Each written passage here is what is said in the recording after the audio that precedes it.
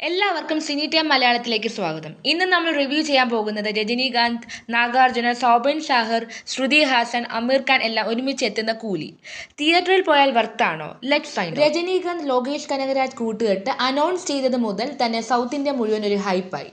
2025 കൂലി മാസം സ്റ്റൈൽ നിറഞ്ഞ ഫുൾ ഓൺ എന്റർടൈനർ ആണോ, അല്ലെങ്കിൽ ഹൈപ്പിൽ മാത്രം ഒതുങ്ങുന്നതാണോ? നമുക്കൊന്ന് പൊളിച്ചടിക്കാലോ. ഫസ്റ്റ് ഹാഫിൽ എവിടെ ഒരു മൂവ്മെന്റ് ഉണ്ടാകുന്നില്ലായിരുന്നു, ഒരു ഹൈ ഉണ്ടാകുന്നില്ലായിരുന്നു. എന്നാൽ സെക്കൻഡ് ഹാഫ് ആകും ഓക്കെ ആകുമെന്ന് വിചാരിച്ചപ്പം അതും ഇതുപോലെ തന്നെ.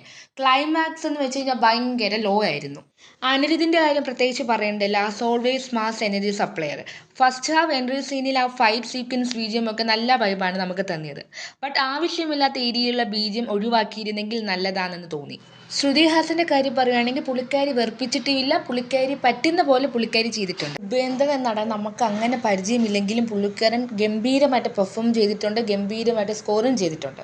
നാഗാർജുന പെർഫെക്റ്റ് ലുക്കാണ് വില്ലൻ വേഷത്തിൽ, അടിപൊളി സ്വാഗുമാണ്. അമീർ ഖാൻ ഒക്കെ ഒരു കോമഡി പീസ് പോലെയാണ് എനിക്ക് തോന്നിയത്. ഒരു ട്രൗസറൊക്കെ ഇട്ട് കുറച്ച് പട്ടികളായിട്ട്. ശരിക്കും ഈ മൂവിയിൽ അമീർ ഖാൻ്റെ ഒരു ആവശ്യവും ഇല്ലായിരുന്നു. തുടക്കം ഗംഭീരമായിരുന്നു, എസ്പെഷ്യലി രജനീകാന്തിൻ്റെ ഇൻട്രോ സീന്. പുള്ളിക്കാരൻ്റെ സ്വാഗ്, സ്റ്റൈല്, ആ ഒരു സ്ക്രീൻ പ്രസൻസ് ഒക്കെ അടിപൊളിയായി. ഒരു പവർ ഇല്ലാത്ത പടം പോലെയാണ് എനിക്കിത് തോന്നിയത്. അണ്ണാത്തെ, ദർബാർ അങ്ങനത്തെ ബിലോ ആവറേജ് മൂവീസ് എടുത്ത് നോക്കിയാൽ രജനിയുടെ ബെറ്റർ മൂവിയാണിത്.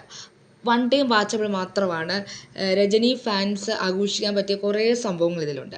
ലോകേഷ് കനകരാജിൻ്റെ ഒരു പവർ ഇതിൽ കണ്ടില്ല. സ്റ്റോറിയിൽ പുള്ളിക്കാരൻ ഭയങ്കര വീക്കായിപ്പോയി, ക്രീഷ്യസ് സ്റ്റോറിയായിപ്പോയി. ലോകേഷിൻ്റെ വിക്രം, കൈത്തി, ലിയോ അതൊക്കെ എടുത്ത് നോക്കിക്കഴിഞ്ഞാൽ ഇത് അതിൻ്റെ അടുത്ത് പോലും വരത്തില്ല. ആവറേജ്, ബിലോ ആവറേജ്, അതിൻ്റെ ഒരു സെൻറ്ററിലായിട്ട് വരും ഇത്.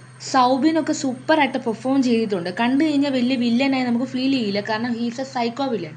സൈക്കോ വില്ലന്മാരെ പുറമെ നല്ല രീതിയിലല്ലേ ഇരിക്കുന്നത്. വെറുപ്പിച്ചിട്ടുമില്ല, മടുപ്പിച്ചിട്ടുമില്ല. ചുരുക്കി പറഞ്ഞു കഴിഞ്ഞാൽ രജനീകാന്ത് അദ്ദേഹത്തിൻ്റെ ആരാധകരെ തൃപ്തിപ്പെടുത്തിയിട്ടുണ്ട്. പക്ഷേ ലോകേഷിൻ്റെ ആരാധകരെ പൂർണ്ണമായും തൃപ്തിപ്പെടുത്തിയിട്ടില്ല. നിങ്ങൾക്ക് കൂലി എങ്ങനെയെന്ന് കമൻറ്റ് ചെയ്യണേ. നിങ്ങൾക്ക് വീഡിയോ ഇഷ്ടപ്പെട്ടാൽ ലൈക്ക് ചെയ്യുക, ഷെയർ ചെയ്യുക, സബ്സ്ക്രൈബ് ചെയ്യാൻ മറക്കരുതേ.